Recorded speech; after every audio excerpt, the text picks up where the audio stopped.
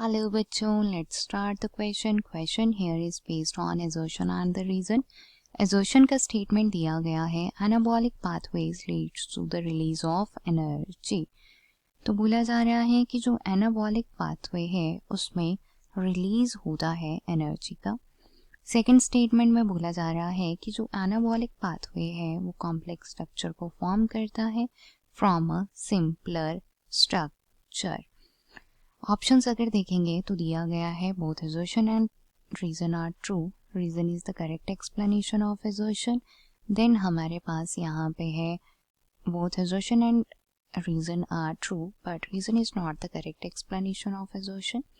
Then third है assertion is true but reason is false. Then assertion is false but reason is true. At last both assertion and reason are false. तो चलिए start करेंगे with the key concept. तो की concept जो है वो clearly हमारा यहाँ पे बनता है मेटाबॉलिज्म. की कंसेप्ट जो है मेटाबॉलिज्म है और हम जानते हैं कि मेटाबॉलिज्म जो है ये क्रूशियल पार्ट है हमारे ग्रोथ डेवलपमेंट और बॉडी की एफिशिएंट फंक्शनिंग का. इसे जो है कैटेगराइज किया गया है इनटू द टू टाइप्स, जिसमें हमारे पास आता है कैटाबॉलिज्म एंड देन हमारे पास यहाँ पे आता है एनाबॉलिज्म. डिफरेंसेस अगर हम यहाँ पे देखें between the catabolism and the anabolism. Catabolism की अगर हम यहाँ पे बात करते हैं तो कैटाबॉलिज्म जो है ये हमारा टाइप है पाथवे का जहाँ पे एनर्जी जो है वो रिलीज होती है and this energy is basically in the form of ATP.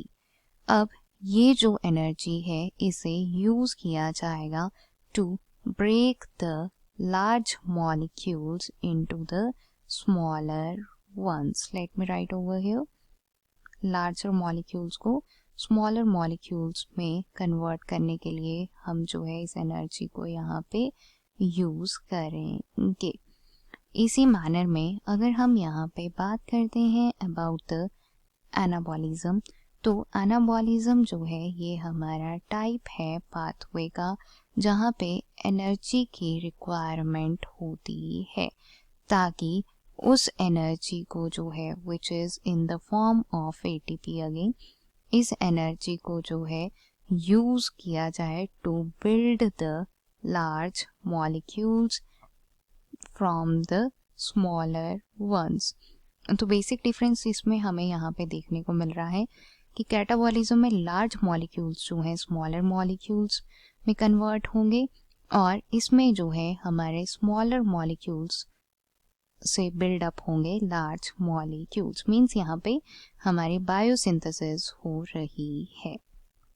Let me right over here. यहाँ पे बायोसिंथेसिस होगी और यहाँ पे जो है ब्रेक डाउन होगा.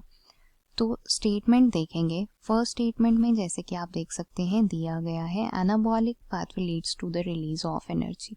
तो यहाँ पे एनर्जी जो है रिलीज नहीं होती है बल्कि एनर्जी की रिक्वायरमेंट यहाँ पे होती है. राइट. इसी मैनर में अगर कैटाबॉलिज्म को देखें तो कैटाबॉलिज्म के दौरान एनर्जी रिलीज होती है which is in the form of ATP. तो हम यहाँ पे ये कह सकते हैं कि ये जो स्टेटमेंट है ये इनकरेक्ट है. सेकेंड स्टेटमेंट में दिया गया है कि एनाबॉलिक पाथवे में कॉम्प्लेक्स स्ट्रक्चर हमारे फॉर्म होते हैं फ्रॉम अ सिंपलर स्ट्रक्चर. तो ये स्टेटमेंट जो है बिल्कुल सही है बिकॉज हमने अभी डिस्कस किया कि जो एनाबॉलिज्म है इसमें बायोसिंथेसिस होती है. मींस जो हमारे कॉम्प्लेक्स स्ट्रक्चर हैं वो फॉर्म होते हैं फ्रॉम अ सिंपलर वंस. तो ऑप्शंस देखेंगे जिसमें दिया गया है both in assertion and reason are true and reason is the correct explanation of assertion. तो ये जो हमारा ऑप्शन है वो यहाँ पे गलत होता है. सेकेंड दिया गया है both assertion and reason are true and reason is not the correct explanation of assertion. Option गलत है. थर्ड दिया गया है assertion is true but reason is false. Option गलत है. then assertion is false but reason is true. तो हमारे पास जो यहाँ पे करेक्ट आंसर होगा वो क्लियरली ऑप्शन फोर्थ है.